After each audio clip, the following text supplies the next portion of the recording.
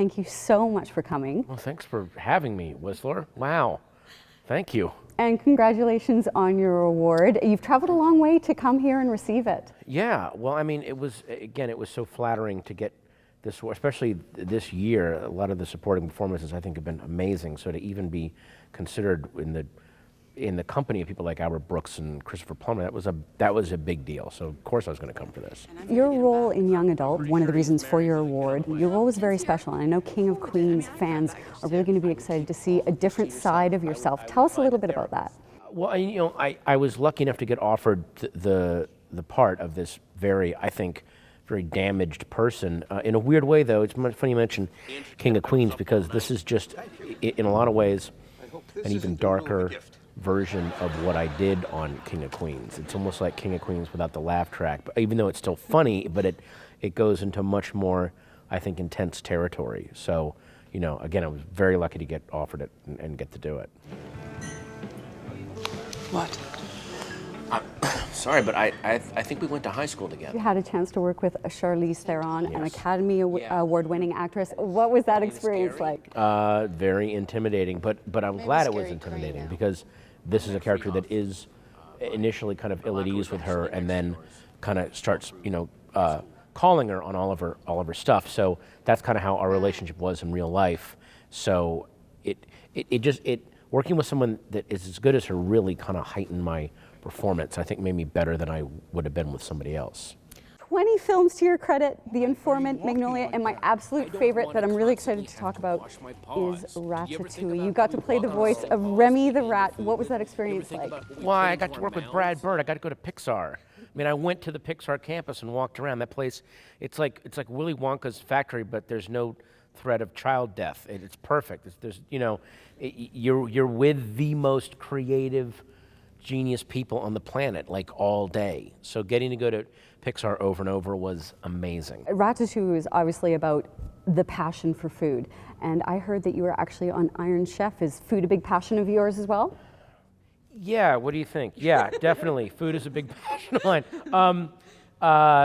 Yeah, I got to judge on Iron Chef, and what was really weird was I'd watched the show on TV, and I figured, well, there's editing and cutting.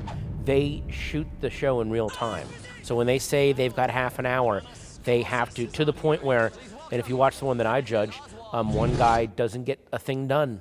One of his desserts isn't finished, and they go, we're going to film you not finishing, because they'd never stopped shooting, and they would not edit. So it was kind of weird to be in the middle of something that intense, and it felt like really early 50s style live television where, hey, if something goes wrong, we're filming it.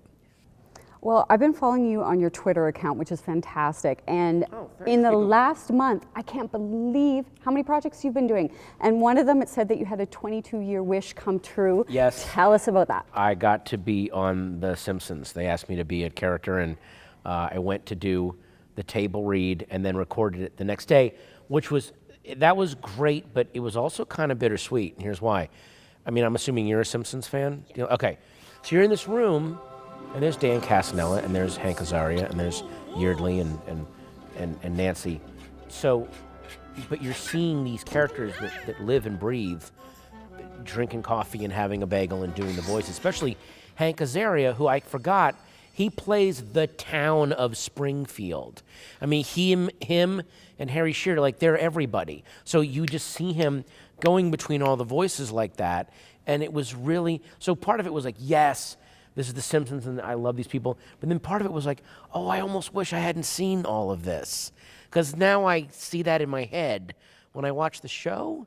Does that make sense? It's kind of like finding out about Santa Claus. It was a little bit bittersweet. It was a little bittersweet. You know what's actually kind of exciting is I don't have anything planned right now, and I kind of need it to be that way. I have my calendar is completely clear, and I want to just kind of be blank and just sort of have actual experiences so that I can then put them into an album or a role or something like that.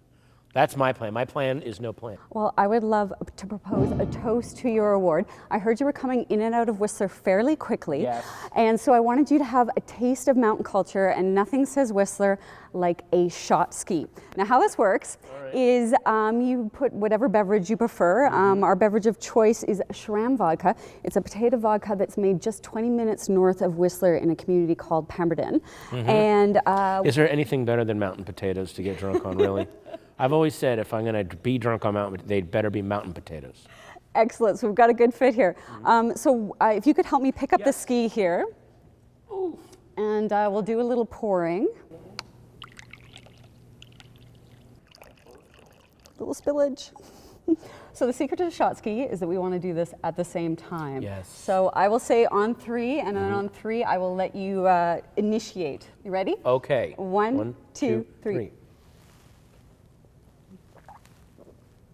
Hey. All right. Well done, well done. Well, you Thanks. What is it, Pemberton? Thanks, Pemberton. Thanks, Pemberton, for the mountain potatoes. Wonderful. Well, you're an official Whistlerite now. Yeah.